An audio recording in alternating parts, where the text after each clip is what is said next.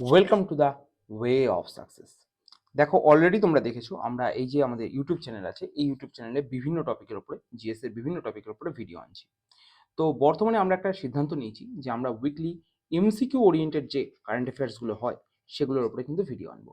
তার জন্য আমরা দুদিন সিলেক্ট করেছি যেখানে এমসিকিউ ওরিয়েন্টেড সমস্ত কারেন্ট অ্যাফেয়ার্স থাকবে, এবং এই কারেন্ট অ্যাফেয়ার্স তোমরা দেখলে বা এই ভিডিও কমপ্লিট করলে তোমাদের সারা সপ্তাহে যে সমস্ত কারেন্ট অ্যাফেয়ার্স থাকছে সেটা কিন্তু পরীক্ষার হলে কমপ্লিট হয়ে যাবে।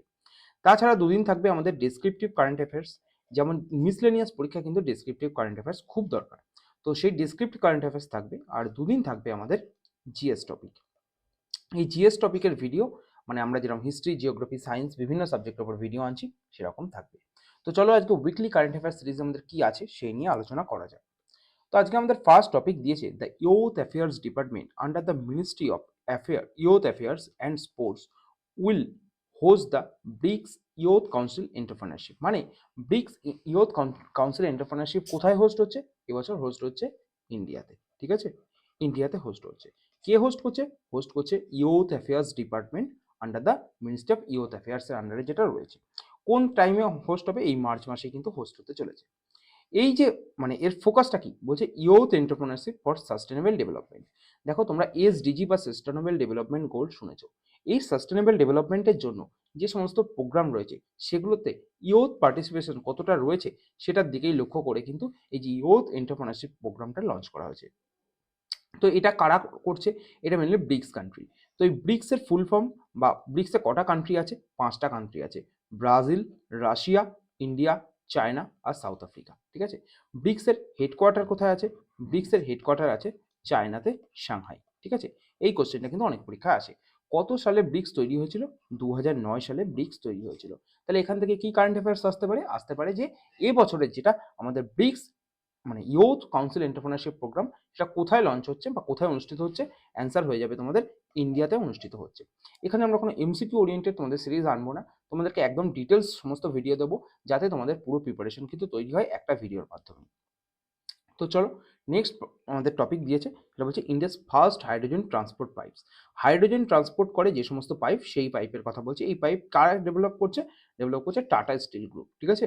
তো তোমরা নিশ্চয়ই শুনেছো H2 ইঞ্জিন বা হাইড্রোজেন চালিত যে রেলওয়ে ইঞ্জিন, সেই রেলওয়ে ইঞ্জিনের কথা। ঠিক আছে। তো সেই রেলওয়ে ইঞ্জিনে কি কি থাকে? হাইড্রোজেন থাকে আর অক্সিজেন থাকে।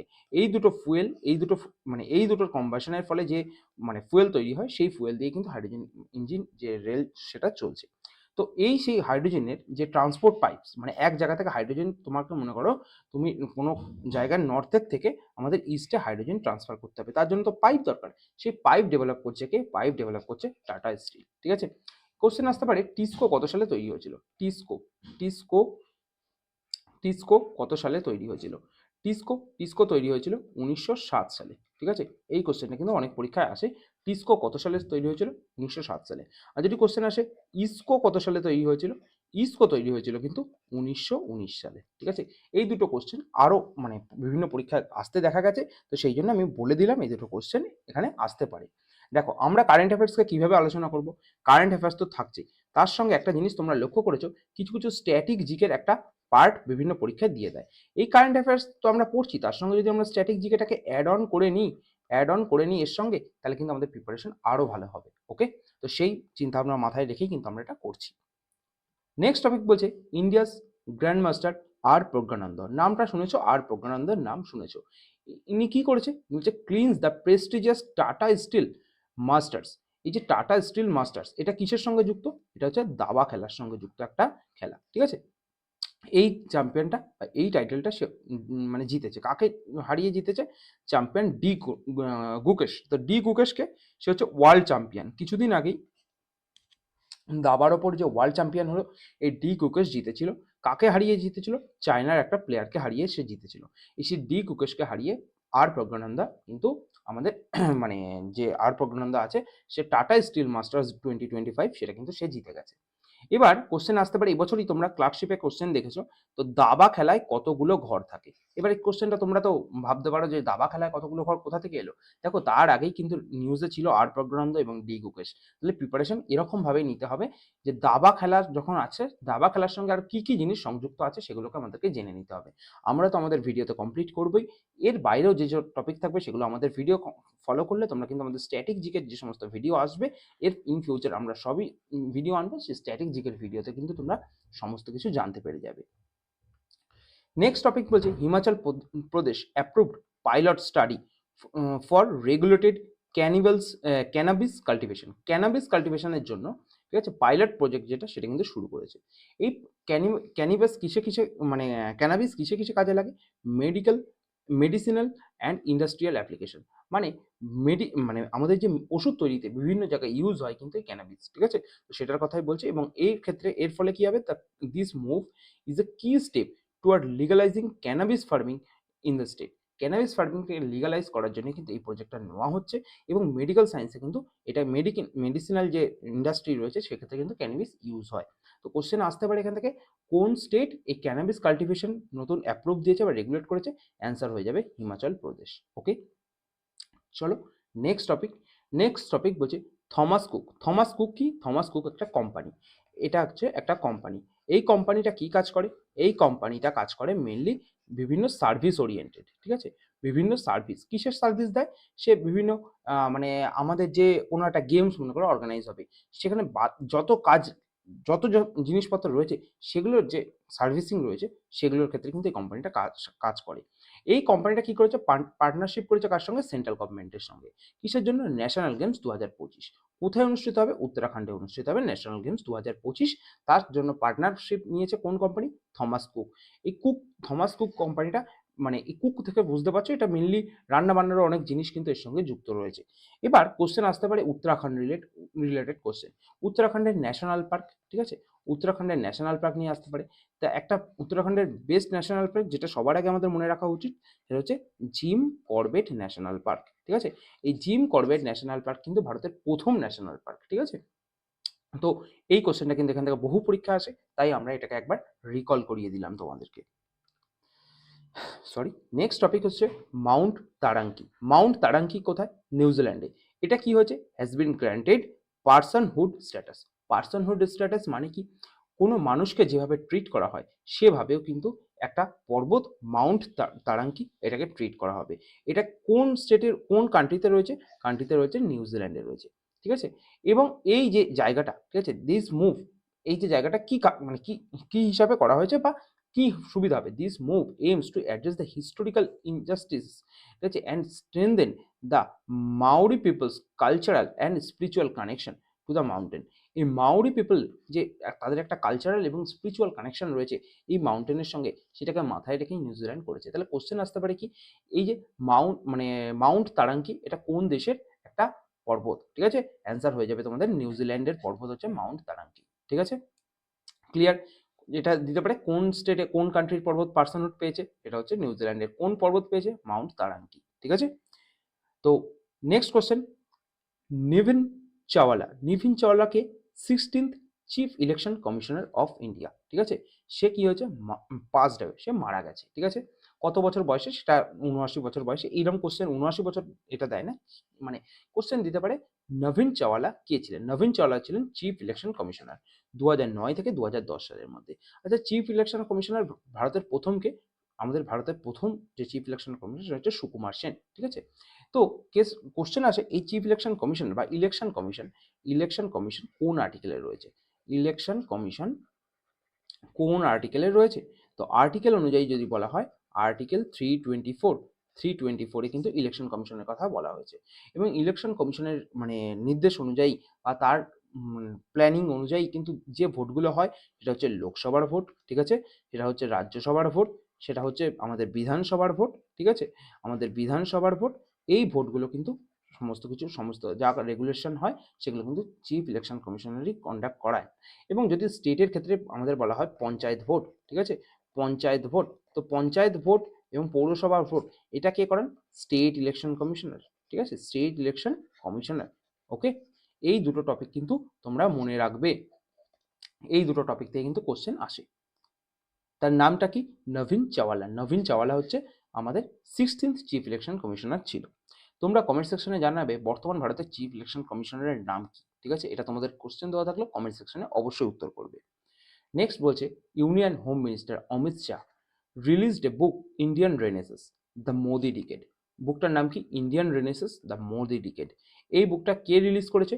অমিত শাহ রিলিজ করেছে, ঠিক আছে?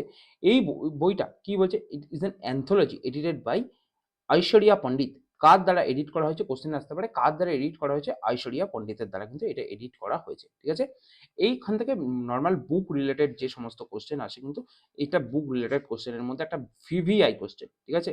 এই কোশ্চেনটা কিন্তু ভেরি ভেরি ইম্পর্টেন্ট একটা কোশ্চেন, তোমরা কিন্তু অবশ্যই প্রিপারেশন নিয়ে যাবে।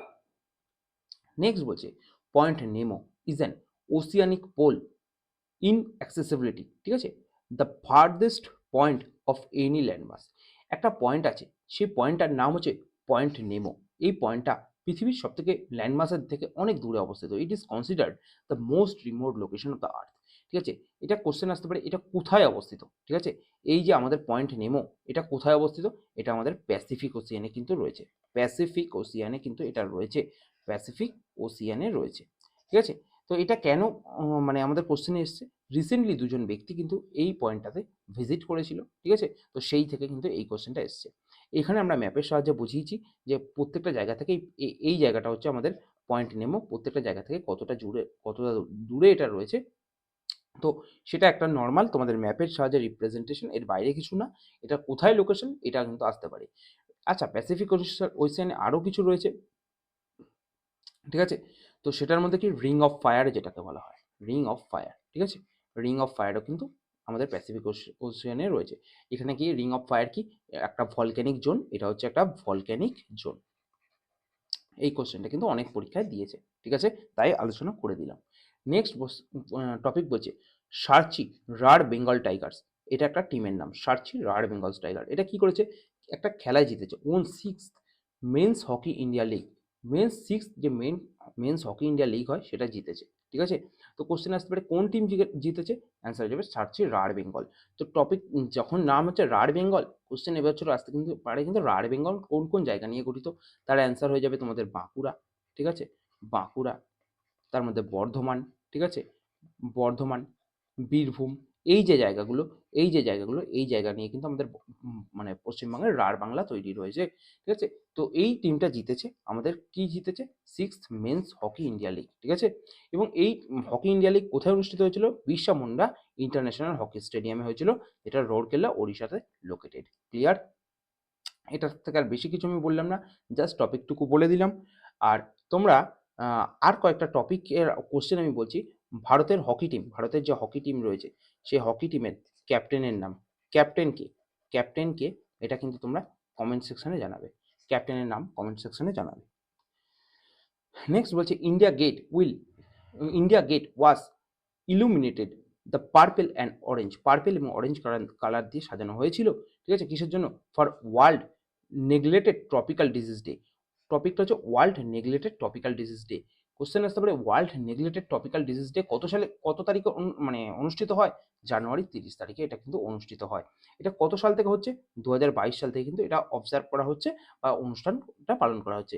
কি টপিকটা? World neglected tropical disease day, ঠিক আছে? এটা পালন করা হয়েছে জানুয়ারি 30 তারিখে ইন্ডিয়া গেটে। এর জন্য পার্পেল এবং অরেঞ্জ কালারের কিন্তু যে প্রতিচ্ছবি সেটা তৈরি করা হয়েছে। দেন বলছে India's real GDP is estimated to grow 6.4%। Real GDP বলছে 6.4% গ্রোথ করবে ফাইন্যান্সিয়াল ইয়ার 2025-এ। এটা আমাদের যে ইকোনমিক সার্ভে আমি যেটা আলোচনা করেছিলাম, আমাদের লাইভ সেকশনে কিন্তু এটা রয়েছে ফুল ভিডিও। ইকোনমিক সার্ভেতে এটা আমরা আলোচনা করেছিলাম, এবং ইকোনমিক সার্ভে অনুযায়ী বলা হচ্ছে ইন্ডিয়াস রিয়েল জিডিপি 6.4% গ্রো করবে। কিন্তু ইকোনমিক সার্ভে আর একটা মানে প্রজেক্ট আরেকটা প্রেডিকশন থাকছে যে জিডিপি গ্রোথ হবে কত পার্সেন্ট থেকে কত পার্সেন্টের মধ্যে? 6.3% থেকে 6.8%-এর মধ্যে ফিনান্সিয়াল ইয়ার 2026। তো এই টপিকটা কিন্তু যে কোনো পরীক্ষার জন্য কোশ্চেন আসতে পারে। এবছর ইকোনমিক সার্ভেটা থেকে কিন্তু প্রচুর কোশ্চেন আসে। তো ইকোনমিক সার্ভে তোমরা একটু ভালোভাবে দেখে নেবে। আমার লাইভ সেকশনে আমি পুরো জিনিসটা আলোচনা করে দিয়েছি, লাইভ সেকশনে গেলেই এই ভিডিওটা তোমরা পেয়ে যাবে। তো এই কোশ্চেন আসতে পারে যে কত পার্সেন্ট 2025-এ, অ্যান্সার হয়ে যাবে 6.4%। 2026-এর মধ্যে 6.3% থেকে 6.8%-এর মধ্যে গ্রোথ কিন্তু করবে ইন্ডিয়ার জিডিপি, ঠিক আছে। আচ্ছা, রিয়েল জিডিপি কি? জিডিপির ফুল ফর্ম কি? জিডিপির ফুল ফর্ম হচ্ছে gross domestic product, gross domestic product, ঠিক আছে। মানে আমাদের যে আলোচনা হয়েছিল সেখানে আমাদের ইকোনমিক্স আলোচনায় মানে এক্সপেন্ডিচার মেথডে আমরা আমাদের ইন্ডিয়ার জিডিপিকে কালেক্ট করি। তো সেক্ষেত্রে ইন্ডিয়ার জিডিপির এক্সপেন্ডিচার ফর্মুলা অনুযায়ী C plus I plus G plus X minus M, ঠিক আছে। এই যে ফর্মুলাটা, এই ফর্মুলা অনুযায়ী আমরা জিডিপিকে কিন্তু মানে আমরা মানে ভ্যালু বের করি, আমাদের জিডিপির ভ্যালু কত। তো সেই জিডিপি মানে এক দেশে একটা বছরে কতটা পরিমাণ তার অর্থনীতির বৃদ্ধি হলো, সেটা হচ্ছে আমাদের জিডিপি বলা হয়। এবং সেই জিডিপির গ্রোথ কিন্তু 6.4% আমাদের টার্গেট করা হচ্ছে।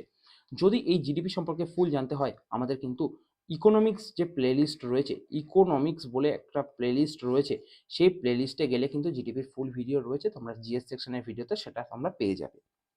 চলো নেক্সট টপিক বলছে world cancer day is observe on February 4। ফেব্রুয়ারি 4 তারিখে ওয়ার্ল্ড ক্যান্সার ডে অবজার্ভ করা হয়। কিসের জন্য? অ্যাওয়ারনেস বাড়ানোর জন্য, এডুকেট করার জন্য পিপলকে অ্যাবাউট দ্য ক্যান্সার। ক্যান্সারের সঙ্গে একটা রিলেটেড টপিক আছে, এটা হচ্ছে কোন টার্মটা যুক্ত? অঙ্কিওলজি টার্মটা কিন্তু যুক্ত। এবছরের থিম কি? United by unique. United by unique হচ্ছে এবছরের থিম, যেটা হচ্ছে February 4 তারিখে কিন্তু মানে অনুষ্ঠিত হয় আমাদের ওয়ার্ল্ড ক্যান্সার ডে।